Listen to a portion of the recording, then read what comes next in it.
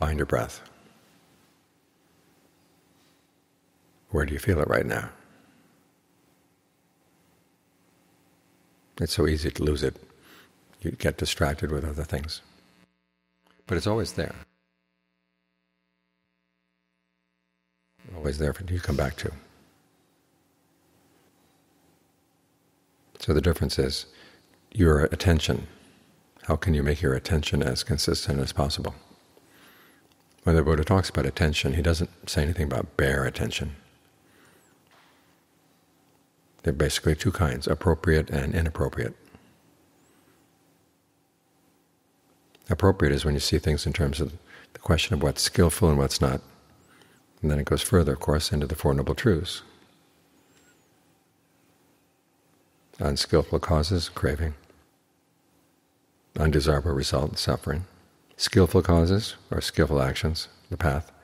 And then a skillful result, the end of suffering. If you pay attention to those issues, you're paying attention to the right things. Otherwise, you could be paying attention to everything else. And you may know a lot, but it's inappropriate. The question is, how do you take your knowledge and apply it here? That's when it becomes appropriate. That's when it becomes skillful. That was the Buddha's question all the time as he was looking for awakening. As he said, he looked for the unexcelled state of peace and for what was skillful. Skillful, of course, means the means to the end. So whatever came up, those were the two questions he asked. Is this the unexcelled state of peace? And if it wasn't, okay, what's the skillful use of this? Now, some things didn't have skillful uses at all, so he abandoned them. But there are certain kinds of thinking, certain kinds of activity that were skillful, that would be useful in the right direction. So he developed those.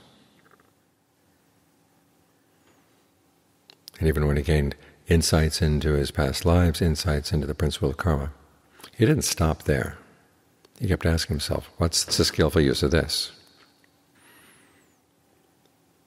Everything came up, what's the skillful use of this? He finally got to nirvana, though that was the one thing he didn't have to ask that question of anymore, because he'd arrived at that state of peace. You don't use nirvana for anything. But everything short of that is something you use. And you want to learn how to use it skillfully. So whatever comes up in the meditation, you ask yourself, what's the best use of this? That's appropriate attention. And that's the kind of attention that the Buddha recommended. You commit yourself to something and then you reflect on it in terms of those Four Noble Truths.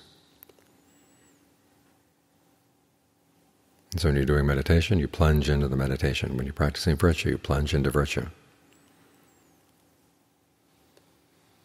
Then after the plunge, you can ask yourself, okay, what was that? Reflect afterwards. Commit yourself first, and then reflect.